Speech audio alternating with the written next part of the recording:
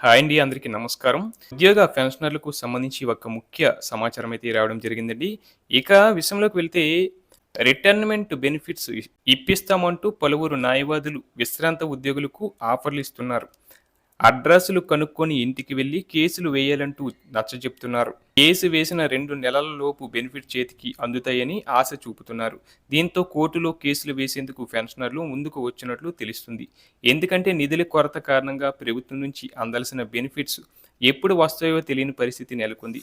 ఈ మధ్య కోర్టులో కేసులు వేసిన 2460 మందికి బెనిఫిట్స్ రిలీజ్ చేయడంతో మిగతా విశ్రాంత ఉద్యోగులు సైతం ఆ వైపే మొగ్గు చూపుతున్నట్లు ప్రచారం జరుగుతుంది.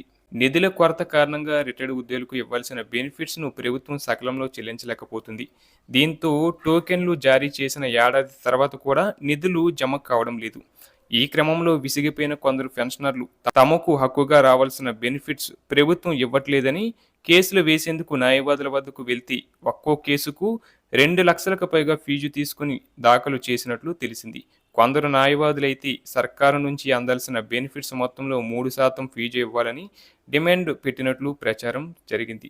న్యాయవాదులు అడిగినంత సొమ్మును చెల్లించి పెన్షనర్లు కేసులు వేశారు. అయితే తాజాగా హైకోర్టు ఆదేశాలతో ఒకేసారి 2460 మందికి బెనిఫిట్స్ అందాయి. దీంతో కొత్తగా వేసే కేసుల విచారణకు పెద్ద సమయం కూడా అవసరం ఉండదని, పాత కేసు తీర్పు ఆధారంగా 2-3 నెలల్లోనే తుది తీర్పు వస్తుందని న్యాయవాదులు విశ్రాంత ఉద్యోగులను ఒప్పిస్తున్నట్లు తెలిసింది. అయితే ఫీజు కూడా 25,000 ఇస్తే చాలని, 5-6 కలిసి వస్తే మరింత ఫీజు తగ్గుతుందని చెప్పడంతో బాధితులు మొగ్గు చూపుతున్నట్లు సమాచారం. ఇక పదవి విరమణ చేసిన ఏడాది దాటినా తమకు ఇవ్వాల్సిన బెనిఫిట్స్ ప్రభుత్వం నుంచి రాకపోవడంతో 2,640 మంది ఉద్యోగులు హైకోర్టును ఆశ్రయించారు. విచారణ చేపట్టిన కోర్టు పిటిషనర్లకు నిధులు మంజూరు చేయాలని ఏడాది క్రితం ఆదేశించింది. కానీ కోర్టు ఆదేశాలను ఫైనాన్స్ డిపార్ట్మెంట్ పాటించకపోవడంతో పిటిషనర్లు కోర్టు ధిక్కరణ కేసు వేశారు. కేసును గత నెల 24న విచారించిన న్యాయస్థానం ఫైనాన్స్ సెక్రటరీ సందీప్ కుమార్ సుల్తానియాను వ్యక్తిగతంగా హాజరు కావాలని ఆదేశించింది. ఆన్లైన్లో విచారణకు అటెండ్ అయిన సుల్తానియా వివరణను విన్న కోర్టు ఎప్పటిలోగా రిటైర్మెంట్ బెనిఫిట్స్ చెల్లిస్తారని ప్రశ్నించగా 4 వారాల్లో చెల్లిస్తామని తెలిపారు. కోర్టుకి ఇచ్చిన హామీ మేరకు 2 రోజుల క్రితమే సుమారు 750 కోట్లను ప్రభుత్వం రిలీజ్ చేసింది. ఈ నేపథ్యంలోనే తాజాగా ఒక్కో రోజు కోర్టులో 25 వరకు కేసులు నమోదవుతున్నట్లు ప్రభుత్వ వర్గాల్లో చర్చ జరుగుతుంది.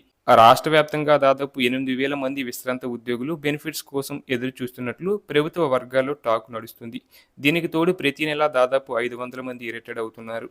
ఒక్కొక్క ఉద్యోగికి సుమారు సగటున ₹1,00,00,000 వరకు చెల్లించాల్సి ఉంటుంది. కానీ ప్రభుత్వం ప్రతి నెలా కేవలం 700 కోట్లు మాత్రమే కేటాయిస్తుంది.